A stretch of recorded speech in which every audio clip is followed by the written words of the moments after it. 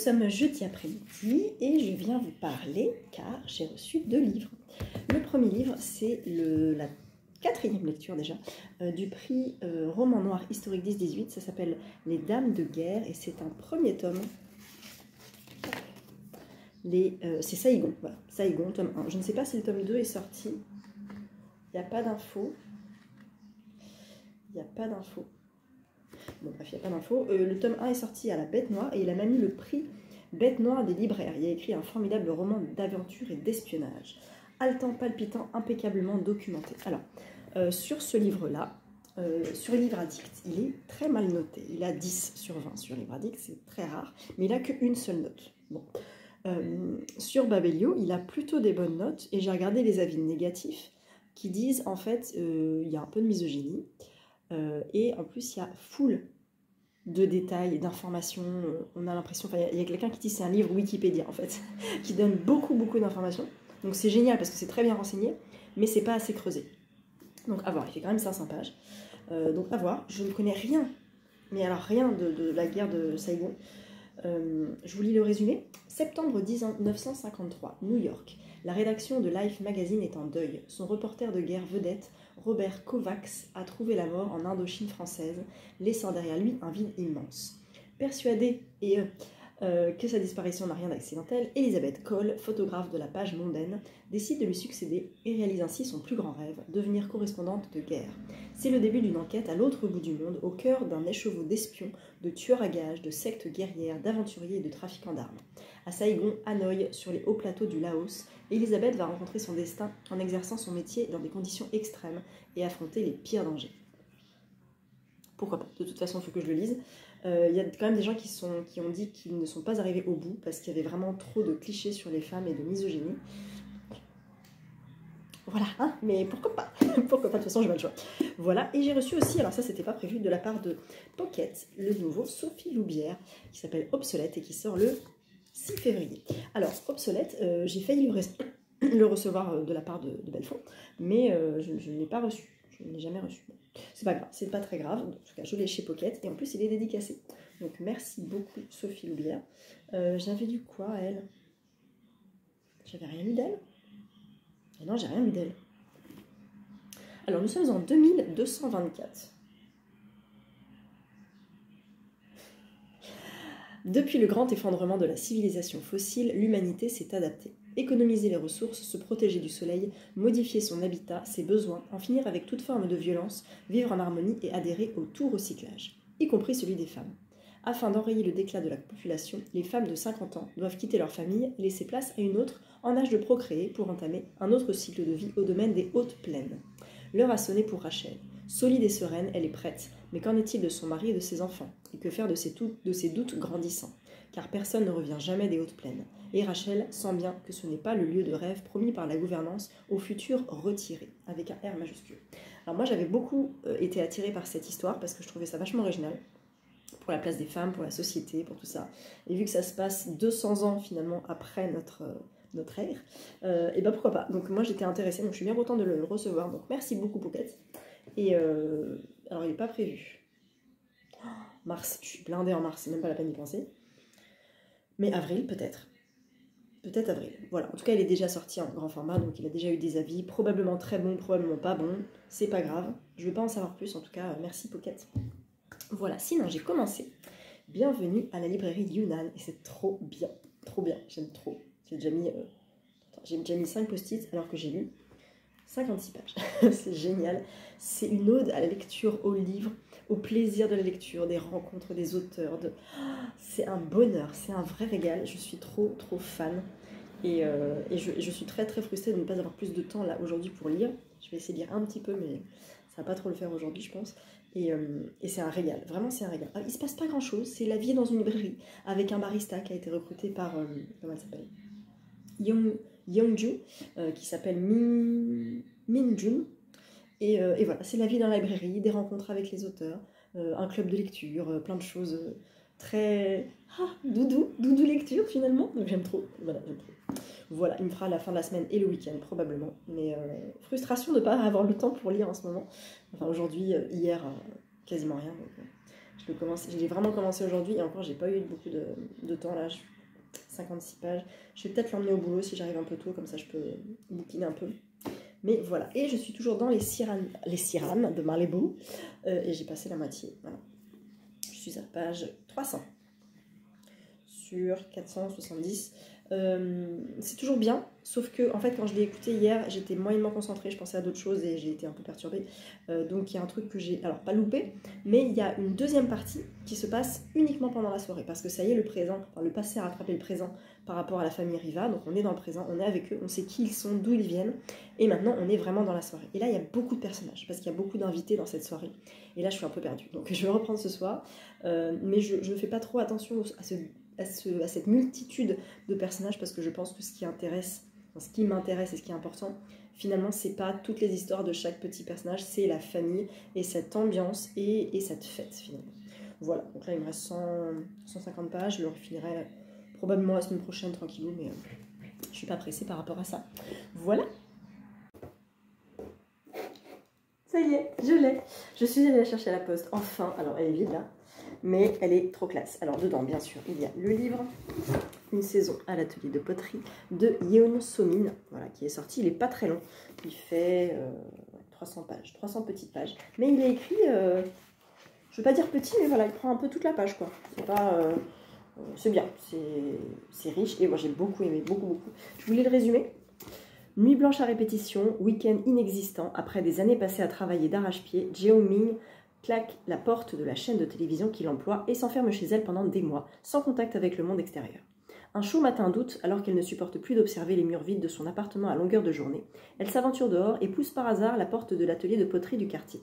Accueillie par l'odeur de l'argile, la lumière tamisée et les effluves de café, Jeong-min se sent revivre. À mesure que la propriétaire l'initie à l'art ancestral de la céramique, elle découvre le plaisir de transformer l'argile de ses mains.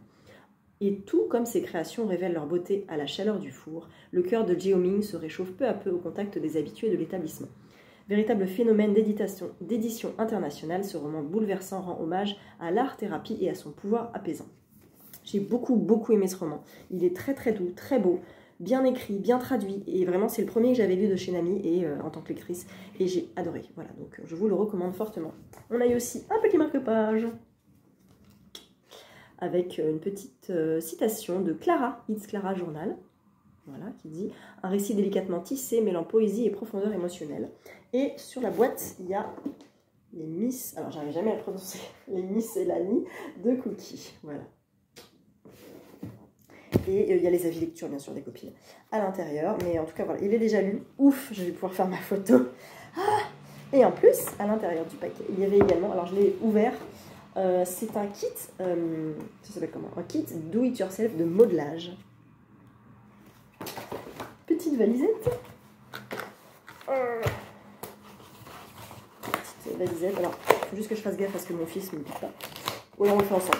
Ça peut être cool aussi. Voilà. Un petit pinceau. Un petit rouleau pour rouler la pâte. De la pâte Fimo ou Primo. De la peinture. Et donc le guide où vous avez tout ce qu'il faut faire. Il n'y a même pas besoin de parler. Voilà, vous avez la pâte, vous la malaxez, vous l'étalez, vous la recourbez, vous la fixez et après vous la peignez. Et après ça, je pense, ça doit être de la pâte Fimo basique qui durcit quand elle sèche. Donc voilà, j'ai trop hâte, ça va être cool. Ça va être très cool. Donc merci beaucoup Nami pour cette jolie box. Et j'ai super hâte de pouvoir la faire enfin.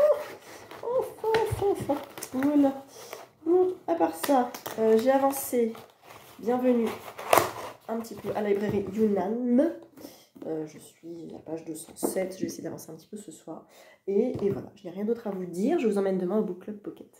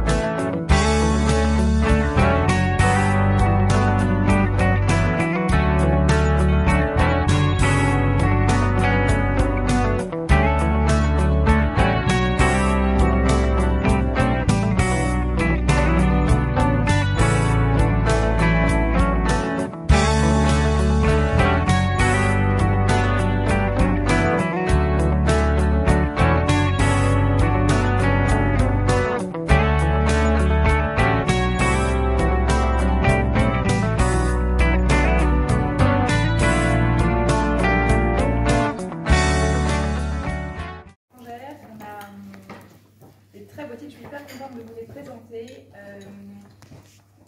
Alors, je vais commencer par celui-là parce que c'est le premier qui...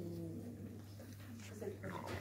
Il sort en mars, donc c'est un des premiers qui sort et c'est vraiment notre véritable chouchou. C'est un vrai bijou et on espère vraiment qu'il va être un carton. On a de très grosses ambitions pour ce titre-là. C'est la bombe. Adoré. Je ne sais pas si vous l'aviez vu passer, il est sorti chez Robert Laffont. Il a fait un carton partout dans le monde. C'est un premier roman et c'est vraiment une histoire, mais qui, on n'oublie pas, une héroïne de dingue. Ça se passe dans les années entre 1950 et 70, au fin fond du Colorado, et on suit l'histoire d'une jeune femme qui, elle travaille avec son père dans un verger de pêcher. Déjà, rien que ça, on a hyper envie de lire toutes ces descriptions, c'est hyper beau, hyper bien fait. Et elle va rencontrer un homme qui va changer sa vie. Elle va tomber folle amoureuse de lui. Rien que cette scène, ça donne la chair de poule. Mais c'est un amour qui est interdit, parce qu'en fait, lui, c'est un Indien, et dans sa famille, ça passe hyper mal. Donc lui va disparaître. Elle va devoir disparaître aussi pour des raisons que je ne vais pas vous donner, parce que sinon, je vais faire un gros spoiler. Et en fait, elle va disparaître, elle va aller dans la forêt alentour. Vous êtes des gros lecteurs, vous avez sans doute lu plein de Gallmeister aussi, et ça a un vrai côté Gallmeister aussi, un peu moins noir, même si elle lit des choses qui sont hyper dures. Ça questionne la famille, la maternité, ce qu'on accepte de faire ou pas pour sa descendance. C'est vraiment une très belle histoire, très forte, et on la suit au fur et à mesure de sa vie. Je ne peux pas trop vous en dire parce que sinon je vais vraiment déflorer tout ce qui fait le sel de cette histoire, mais vraiment, quand on commence, je vous assure que vous commencez là, vous le quittez pas du week-end, j'en suis certaine. La scène de fin est magnifique aussi, c'est vraiment un roman qui reste, et cette héroïne, elle est parfaite. Si vous ne pleurez pas, c'est vraiment, vous n'allez pas faire attention à ce que vous avez lu. Voilà, donc on est vraiment hyper content de le récupérer en poche. Et on va faire un gros lancement parce qu'on pense que vraiment il a un potentiel de dingue. Il n'y a pas de description d'horreur. Ça se passe dans la Syrie de Bachar el-Assad, soit un endroit fort agréable. Et en fait, c'est inspiré d'une histoire vraie, de l'histoire d'un type qu'on a appelé César. Parce qu'on a évidemment gardé son anonymat, qui était photographe de morgue et qui s'est mis à photographier, c'est son métier, je ne comprends pas. D'abord, il y a 4 jeunes qu'on ne reconnaît plus, puis 15, puis 30, et en fait, qui s'est dit, je dois donner au monde ces photos. Pour dire ce que fait Bachar el-Assad. Et c'est comme ça aussi qu'on a su qu'il était en train, très gentiment, de détruire sa jeunesse. Et donc c'est inspiré d'une histoire vraie, mais il n'y a pas de description atroce. En revanche, c'est un livre vraiment coup de poing, vraiment nécessaire, où on se dit oh, mais ces gens vivent ça, quoi.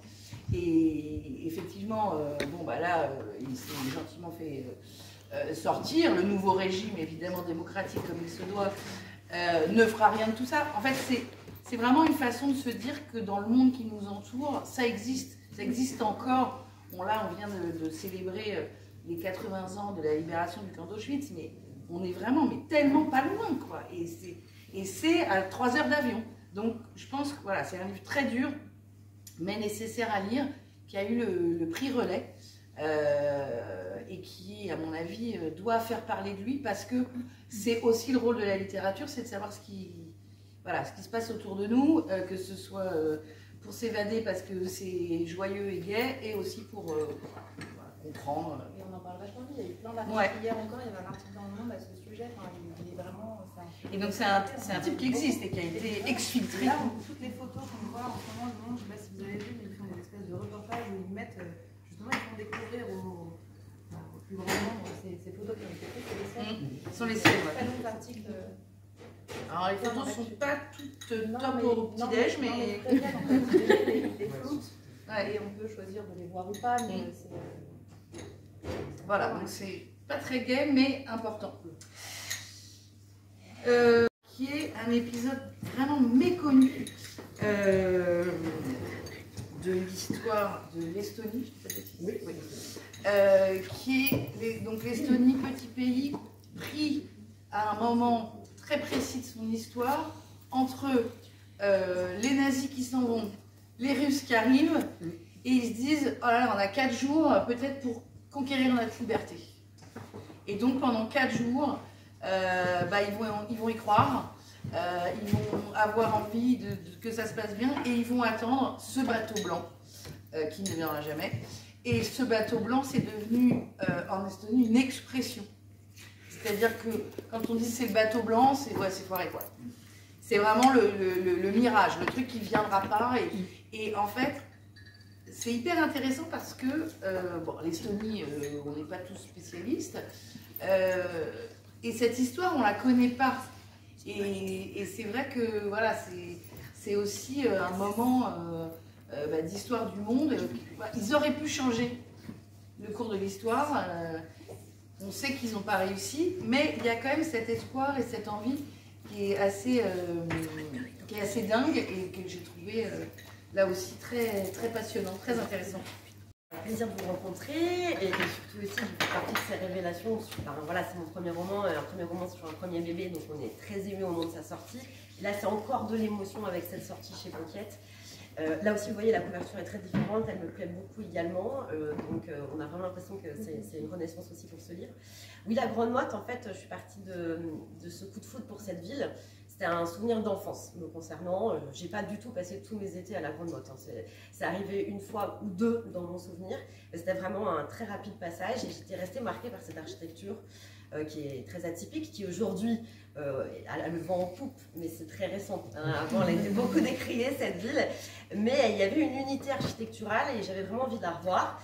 Et quand j'y suis retournée, je me suis dit c'est là que mon premier roman va se passer. C'est vraiment le point de départ. Donc il faut la considérer comme un personnage dans l'histoire. Alors il y en a d'autres, mes héros, je voulais vraiment aussi faire les étapes d'une vie. Donc il se déroule sur 20 ans, rendez-vous au point zéro, avec Cyril dont on fait la connaissance au tout départ, et qui voulait changer de vie. En tout cas il va être amené à le faire, parce qu'il va suivre sa mère qui descend dans le sud. Elle est un petit peu obligée de rebattre les cartes de sa vie privée, de sa vie professionnelle, donc elle emmène son fils de 17 ans. Voilà, à la Grande Motte, station balnéaire, c'est là où elle a trouvé du travail et un appartement pas trop cher, parce qu'encore une fois, à l'époque, ça valait pas grand-chose.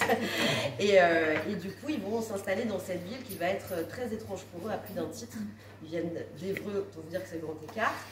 Et donc voilà, Cyril, il va commencer au lycée, et alors, comme toute vie d'adolescent, il va se faire des amis, il va se faire aussi des ennemis, il va tomber amoureux, il va rencontrer toute une petite bande. Et voilà, on va suivre leur parcours. Il y a Alice aussi, dont il fait la connaissance très vite, qui elle est plutôt apprentie photographe. Il y a un côté artistique que je voulais aussi mettre dans le roman. Lui il dessine, il graffe, elle a vraiment des acquaintances avec la photographie. Bien sûr, il va tomber amoureux d'elle. Et puis il va se faire un ennemi juré aussi, Ludovic. Il va y avoir des histoires de jalousie, comme on peut les voir. Et puis on vit tout à fond quand on est ado. Je pense que vous avez tous des souvenirs. On est très à fleur de peau, on est très dans les sentiments. Je ne vous dis pas ce qui va se passer. Il va se passer une nuit un peu particulière, un drame en tous les cas, qui fait qu'ils vont être amenés, cette petite bande, à être éclatés, à plus se voir. Et on va les retrouver ensuite tous les 10 ans.